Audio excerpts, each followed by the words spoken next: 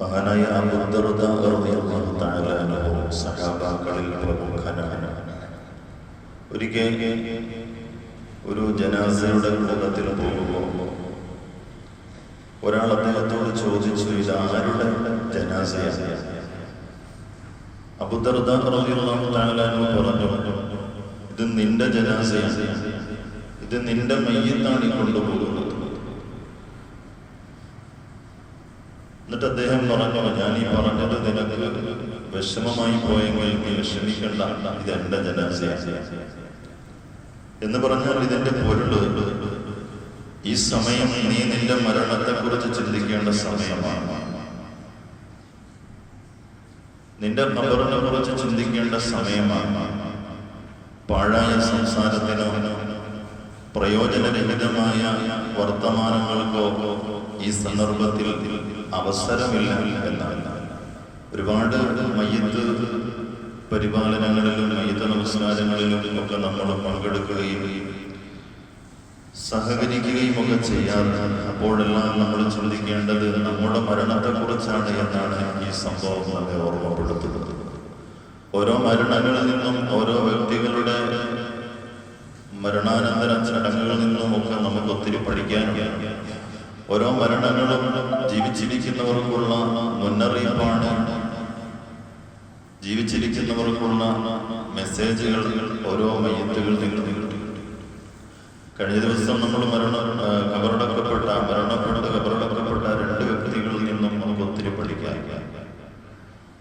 രണ്ടുപേരും വളരെ അളന്നു തൂക്കി കൃത്യമായി അനാവശ്യ സംസാരങ്ങളൊക്കെ ഒഴിവാക്കി വളരെ ആവശ്യത്തിന് മാത്രം സംസാരിക്കുന്ന വ്യക്തികളായിരുന്നു. അല്ലാഹു അവരുടെ അമലുകളൊക്കെ സ്വീകരിക്കുമാറാവട്ടെ. ഒരുപാട് പറയാനുള്ള സമയം. അല്ലാഹു ഒരു വ്യക്തിയെ ഇഷ്ടപ്പെട്ടു കഴിഞ്ഞാൽ വല്ലാതെ അവർ പരീക്ഷിക്കും.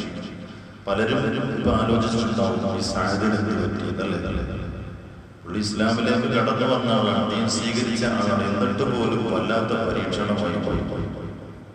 അല്ലാഹു ഒരാളെ ഇഷ്ടപ്പെട്ടു കഴിഞ്ഞാൽ നന്നായിട്ട് പരീക്ഷിക്കും. ഏറ്റവും കൂടുതൽ പരീക്ഷിക്കപ്പെട്ടത് പ്രവാചകന്മാരെയാണെന്ന് നമുക്കറിയാം. അതിൽ തന്നെ സയ്യിദുനാ റസൂലുള്ളാഹി സ്വല്ലല്ലാഹു അലൈഹി വസല്ലം തങ്ങൾ നന്നായിട്ട് പരീക്ഷിച്ചു. മുത്തുനബി പറഞ്ഞു, എന്നെ പരീക്ഷിക്കപ്പെട്ടതുപോലെ ഈ ലോകത്താരെയും പരീക്ഷിക്കപ്പെട്ടിട്ടില്ല. ഹദീസിൽ വരുന്നുണ്ട്,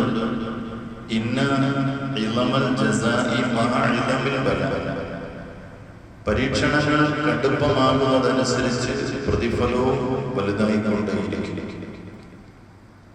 അല്ലാഹു ഒരു സമൂഹത്തെ ഇഷ്ടപ്പെട്ടാൽ അവരെ നന്നായിട്ട് പരീക്ഷിക്കും. ആ പരീക്ഷണത്തിൽ തൃപ്തിപ്പെടുന്നവരെ അല്ലാഹു തൃപ്തിപ്പെടും.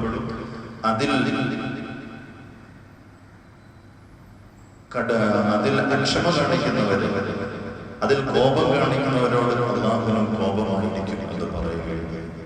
നമുക്കറിയാം എത്രത്തോളം പരീക്ഷിച്ചു, അദ്ദേഹത്തിന്റെ നാവ് പോലും മുറിക്കുന്നു. അല്ലാഹു അർഹമായ കൂലി കൊടുത്ത് അനുഗ്രഹിക്കുമാറാവട്ടെ.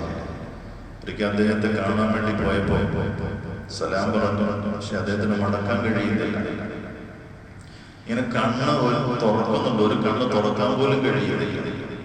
പടച്ചവനെ, ഇങ്ങനെ ആരെയും നീ പരീക്ഷിക്കല്ലേ, ശത്രുവിനെ പോലും പരീക്ഷിക്കല്ലേ എന്ന് ദുആ ചെയ്തു പോയി. അല്ലാഹു വലിയ ക്ഷമ കൊടുത്തു. നമുക്കൊക്കെ ഓരോരുത്തർക്കും ഇതിൽ നിന്ന് പാഠമുണ്ട് സഹോദരങ്ങളെ.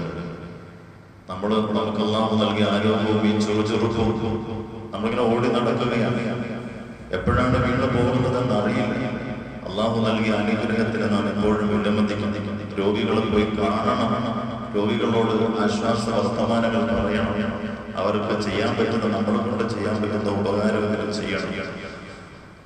നമ്മളെ കൊണ്ട് ഇനി സാമ്പത്തികമായി സഹായിക്കാൻ കഴിഞ്ഞില്ലെങ്കിൽ പോലും മറ്റുള്ളവരോട് ഒരു വാക്കുകൾ കൊണ്ടെങ്കിലും സഹായിക്കണമെന്ന് പറയാം. ഇനിയും ഒരുപാട് ആവശ്യങ്ങൾ നമ്മൾ നടക്കാനുണ്ട്.